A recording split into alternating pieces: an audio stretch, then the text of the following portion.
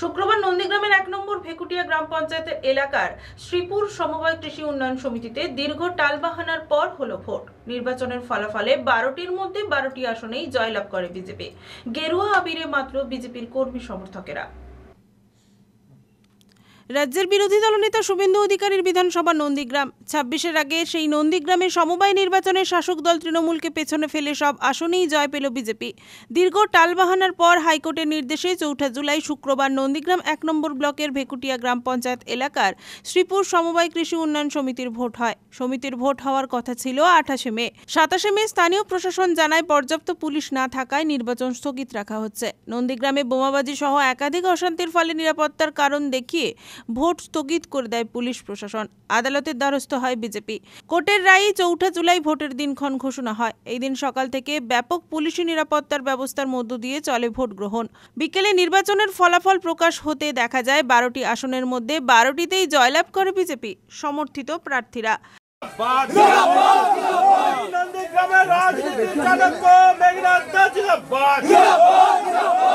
শ্রীপুর সমবায় সমিতিতে বিপুল ভোটে জিতলো কারা? শ্রীপুর সমবায় সমিতিতে বিপুল ভোটে জিতলো কারা? এই শ্রীপুর সমবায় সমিতিতে তৃণমূল গো হারে হেরেছে। শ্রীপুর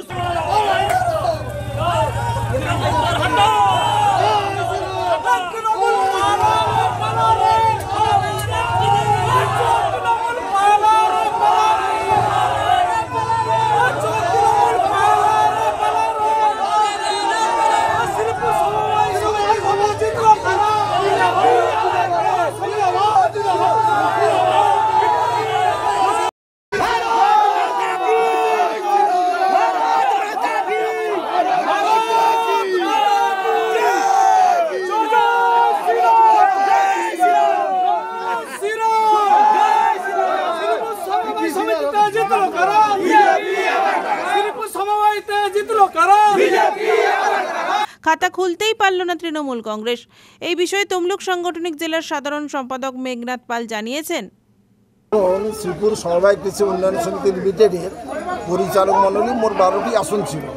এই 12টি আসনের জন্য 28 মে ভোট হওয়ার কথা ছিল, কিন্তু 27 মে আমাদেরকে জানানো হলো যে পর্যাপ্ত পুলিশ না দেওয়ার জন্য ভোটটা হবে না।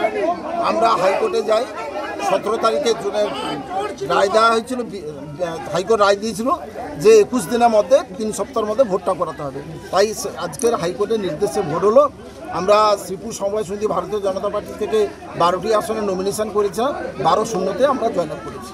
দাদা, নন্দীগ্রামের ক্ষেত্রে বারবার হাইকোর্টের পক্ষ থেকে আপনাদের আবেদন করে ভোট করাতে হচ্ছে, অথচ সেখানে পর্যদস্ত হচ্ছে তৃণমূল, কিভাবে দেখছেন? আসলে নন্দীগ্রামে এখানে পুলিশকে তৃণমূল কংগ্রেস তারা বড় পার্টি অফিসে করেছে এবং সঙ্গে নিয়ে এই ভোটগুলো বন্ধ করেছে, কিন্তু পুলিশকে নিয়ে ভোটটা সাময়িক বন্ধ করতে পারে, কিন্তু হাইকোর্টের নির্দেশে ভোটগুলো হচ্ছে সবগুলোই তৃণমূল কংগ্রেস হচ্ছে। এটা অস্তিত্বই নন্দীগ্রামের ক্ষেত্রে তৃণমূল কংগ্রেসের কোনো অস্তিত্ব নেই।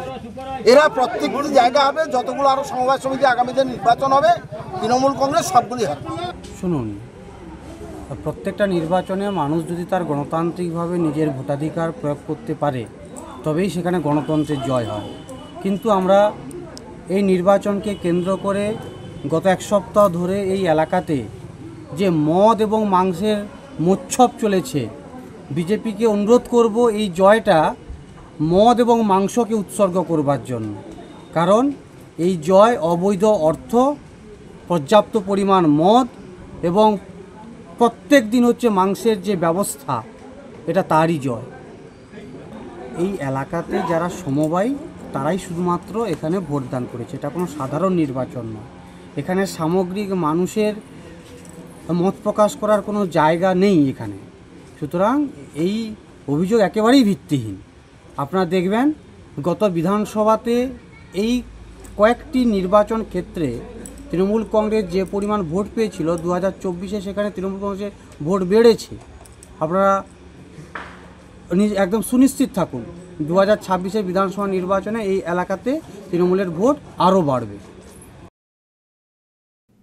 রঞ্জন মাইতের রিপোর্ট, খবর BCBS।